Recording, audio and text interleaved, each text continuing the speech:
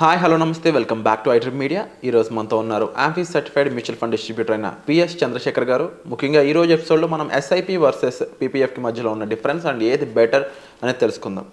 నమస్కారం సార్. నమస్తే అండి. సార్, చాలామందికి రెగ్యులర్ ఇన్వెస్ట్మెంట్స్ చేయాలని ఆశ ఉంటుంది. అందులో ముఖ్యంగా మిడిల్ క్లాస్ వాళ్ళని కోటీశ్వరులను చేయగలిగే ఒక మంచి ఆస్పెక్ట్ వచ్చేసి ఎస్ఐపి.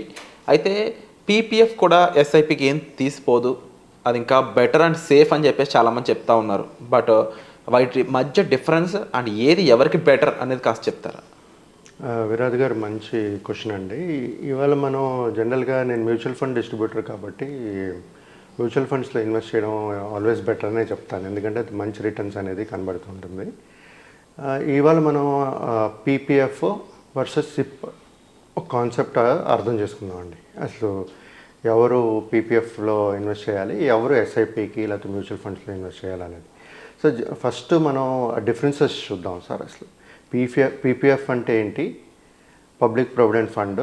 ఎస్ఐపి అంటే systematic investment plan in mutual funds. ఈ పీపీఎఫ్ అనేది ఈ గవర్నమెంట్ బ్యాక్డ్ స్కీమ్స్ ఇవి. దీంట్లో ఏంటంటే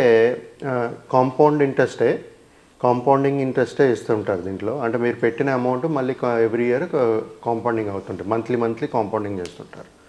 సిప్లో కూడా it's compounding effect, right? So కానీ ఇక్కడ ఏంటంటే మనకి పీపీఎఫ్లో 7.1% రిటర్న్స్ అనేది ఒక ఫిక్స్డ్ చేసి ఉంటుంది. అది ఫిక్స్డ్ చేసేటప్పుడు ఏంటంటే ఫిక్స్డ్ ఇంట్రెస్ట్ రేట్ అనేటప్పటికి ఒక గ్యారంటీడ్ రిటర్న్ ప్లాన్స్ అది, రైట్? ఎవరైతే ఈ సేఫ్టీ చూసుకుని ఈ గ్యారంటీడ్ రిటర్న్స్ చూస్తారో, ప్లస్ ట్యాక్స్ ఎగ్జంప్షన్, ట్యాక్స్ అనేది ఉండదు, ట్యాక్స్ ఎగ్జంప్టెడ్ అవుతుంది. ఇన్వెస్టెడ్ అమౌంట్ తర్వాత వచ్చిన ఇంట్రెస్ట్ అంతా tax exempted. But returns is around 7.1%. So ఇప్పుడు సిప్లో కంపేర్ చేసుకుంటే కమింగ్ టు రిస్క్ చూసుకుంటే లో to high to mediate moderate ఉంటుంది. అన్ని టైప్స్ ఆఫ్ ఫండ్స్ ఉంటాయి కాబట్టి ఐఎమ్ టాకింగ్ అబౌట్ ఫ్రమ్ లో టు హై రిస్క్ వరకు మాట్లాడుతున్నాం. ఇక్కడ ఏంటంటే సార్, రిటర్న్స్ మార్కెట్ రిలేటెడ్ ఉంటుంది. అంటే ఈ ఇన్స్ట్రుమెంట్ని, ఈ టైప్ ఆఫ్ ఇన్వెస్ట్మెంట్స్ని మార్కెట్లో పెడతారు కాబట్టి మార్కెట్లో ఎలా పెరిగేటప్పుడు తగ్గేటప్పుడు ఎలాగే ఉంటుందో, తగ్గేటప్పుడు అయితే తగ్గుతుంది, పెరిగేటప్పుడు పెరుగుతుంది. సో రిటర్న్స్ కూడా అలాగే ఉంటుంది మనకి. సో అందుకనే ఈ సిస్టమాటిక్ ఇన్వెస్ట్మెంట్ ప్లాన్ అనే కాన్సెప్ట్ని తీసుకుని వచ్చారు మ్యూచువల్ ఫండ్స్లో. ఈ మార్కెట్ వాలటాలిటీ ఉండేటప్పుడు, కింద పడేటప్పుడు మనం యాడ్ చేసుకుంటూ పోతే యావరేజింగ్ అవుతుంది, మార్కెట్ రికవర్ అయ్యేటప్పుడు మళ్ళీ మంచి రిటర్న్స్ అనేది వస్తుందని చెప్పి ఈ కాన్సెప్ట్ పెట్టారు. ఇక్కడ లిక్విడిటీ తీసుకుంటే సార్, పీపీఎఫ్లో లిక్విడిటీ అనేది లిమిటెడ్గా ఉంటుంది. అంటే మనం ఇది ఇన్వెస్ట్ చేసిన తర్వాత ఒక లాకిన్ పీరియడ్ లాగా ఒక 15 years ఉంటుంది. సో ఆ లిక్విడిటీ అనేది ఎక్కువ మనకు కావాల్సినప్పుడు వెంటనే తీసుకోలేము. అది మ్యూచువల్ ఫండ్స్లో అయితే మనం ఆ లిక్విడిటీ అనేది తీసుకోవచ్చు. 2+1 డేలో మళ్ళీ కావాలనుకున్న డబ్బులు మన అకౌంట్లో పడుతుంటుంది. అవును. సో జనరల్గా సార్ ఇది అంటే కొంతమంది ఇప్పుడు ఏం చేస్తున్నారంటే రెండు చూస్తున్నారు. అంటే మనం డైవర్సిఫై చేయాలి అని చెప్తుంటాం కదా, కొంతమంది పీపీఎఫ్ తీసుకుంటారు, కొంతమంది ఎస్ఐపి కూడా తీసుకుంటారు. ఎందుకు అంటే they wanted to balance there portfolio investments. అంటే అంత రిస్క్ తీసుకోలేను, నేను ఈ గ్యారంటీ రిటర్న్ కూడా కావాలి అనుకునేటప్పుడు దీనిలో పెట్టుకుంటున్నారు 7.1 పీపీఎఫ్ రిటర్న్స్లో. కొంతమంది ఏమో సిప్ హయ్యర్ రిటర్న్స్ కావాలి, రిస్క్ తీసుకుంటారు, నాకు టర్మ్ ఉంది, చాలా లాంగ్ టెన్యూర్ ఉంది అని చెప్పి ఎస్ఐపి అనేది ఇన్వెస్ట్ చేస్తున్నారు. సో ఇప్పుడు నన్ను అడుగుతాయి సార్, ఎగ్జాంపుల్గా ఇప్పుడు ఒకవేళ ఒక ఇన్వెస్టర్ ఇన్వెస్ట్ చేయాలి అనుకునేటప్పుడు మనకి మ్యూచువల్ ఫండ్స్లోనే డెప్ట్ ఫండ్స్ ఉన్నాయి. సో అక్కడ మీకు లాకిన్ పీరియడ్స్ లేవు, ఇక్కడ మీకు లాకిన్ పీరియడ్స్ ఉంటాయి. మనకు కావాల్సినప్పుడు తీసుకోవాల్సిన పరిస్థితుల్లో తీసుకోలేము మనం. సో ఈ రెండు కంపేర్ చేసుకుంటే I always suggest to go for a SIP in a longer run. అంటే సమయం ఎప్పుడైతే వాళ్ళకి ఎక్కువ సమయం ఉందో అలాంటి ఇన్వెస్టర్ ఎప్పుడు ఈ ఎస్ఐపి అనేది చూసుకోవాలి. నేను అసలు రిస్క్ తీసుకోను, నా గ్యారంటీ రిటర్న్స్ కావాలి, ట్యాక్స్ ఎగ్జంప్టెడ్ ఉంటే చాలు అనుకున్నప్పుడు ఈ పీపీఎఫ్ అనే ఒక టైప్ ఆఫ్ ఇన్వెస్ట్మెంట్స్లో ప్రతి ఒక్కరు ఇన్వెస్ట్ చేయొచ్చండి. సో జనరల్గా సార్ ఇప్పుడు ఇన్వెస్టర్స్ చూసుకుంటే వాళ్ళకి ఎక్కువ రిటర్న్స్ కావాలి. ఎక్కువ రిటర్న్స్ కావాలంటే only one investment as per in the market today is mutual funds, longer period. Shorter period అయితే సమ్ పీపుల్ ఆర్ ట్రేడింగ్, అది మరి ఎంతవరకు వస్తుందో లేదో నాకు తెలియదు. I heard 95%, more than 95% have lost money in trading. Equity stocks కొన్న వాళ్ళు మేబీ ఉండొచ్చు, లాంగర్ పీరియడ్లో ఉండొచ్చు, బట్ వాళ్ళు సెలెక్ట్ చేసుకున్న స్టాక్స్ కరెక్ట్ అయి ఉండాలి.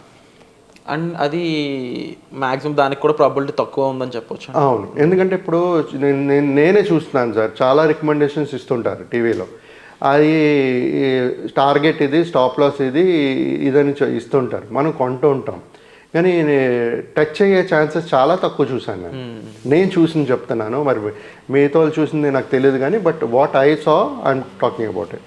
సో ఈ రెండు ఆప్షన్స్ తీసుకుంటే సార్, రెండు మంచిదే, కాకపోతే 7.1 అనేది ఇన్ఫ్లేషన్ బీట్ చేయట్లే. సో అది కూడా కన్సిడర్ చేస్తూ ఎవరైనా ఇన్వెస్ట్ చేయాలనుకునేటప్పుడు ఈ రెండు ఆలోచించుకుని చేసుకోవాలి. ఇది పీపీఎఫ్లో మీరు చేశారనుకోండి, మొత్తం అంతా తీసుకుని పీపీఎఫ్లో పెట్టారనుకోండి, మీ ఇన్ఫ్లేషన్ 6% ఉంటే మీకు వచ్చేది 1.1%. హౌ కెన్ యూ, మీరు రేపు ఫ్యూచర్లో మీకు వెల్త్ క్రియేట్ చేయకపోతే మీ స్టాండర్డ్ ఆఫ్ లివింగ్ ఇవాళ ఎలా కష్టపడి ఏదైనా కొంటున్నారో అలాగే ఉంటారు మీరు రేపు. సో అది కూడా ఆలోచించుకుని ఇవన్నీ చేసుకోవాలి సార్, ఈ ప్లానింగ్ అనేది. అండ్ సార్ చాలామందికి ఆ సాలరీడ్ ఎంప్లాయీస్ ఎక్కువ మంది ఉన్నారనుకుంటే మన ఆడియన్స్లో కూడా, వీళ్ళు కూడా ఎస్ఐపినే ఎక్కువ ఫాలో అవడానికి ఇష్టపడుతూ ఉన్నారు. బట్ స్టిల్ ట్రెడిషనల్గా పీపీఎఫ్ అనేది కొంచెం ముందుగా అందరికీ పరిచయం ఉంది కాబట్టి ఎక్కడో చోట అది కలిగించే నష్టం తెలుసుకోలేకపోతున్నారు కంపేర్ టు ఎస్ఐపి. అవును సార్, విరాట్ గారు ఇప్పుడు అదే చెప్తున్నాను సార్, ఎందుకంటే ఆ రిటర్న్స్ చూసుకోండి మీరు, ఆ రిటర్న్స్ ఫిక్స్డ్ కాదు. అండ్ ఇంకో డౌట్, ఇన్ఫ్లేషన్ అన్న దాటగలుగుతుంది పీపీఎఫ్ ఇచ్చేది? ఇన్ఫ్లేషన్ అదే సార్ 7.1, మనకి ఇన్ఫ్లేషన్ 6, ఎలా దాటుతారు అంటే 1.1%లో మనం వెల్త్ క్రియేట్ చేయలేం కదా. అందుకే కదా సార్ మనం 12%, 15% వచ్చే ఇన్వెస్ట్మెంట్స్కి రికమెండ్ చేస్తున్నాం. ఇన్ఫ్లేషన్ బీట్ చేస్తూ మీకు ఒక వెల్త్ క్రియేట్ చేసుకోవాలంటే కనీసం దాని మీద ఒక 6-7% రిటర్న్స్ వస్తేనే మీకు ఆ వెల్త్ అనేది క్రియేట్ అవుతుంది. అంటే ఖర్చులు 50 రూపాయలు ఉన్నాయంటే పీపీఎఫ్ 60 రూపాయలు ఇస్తుంది, బట్ మ్యూచువల్ ఫండ్స్ 120 రూపాయలు ఇస్తుంది.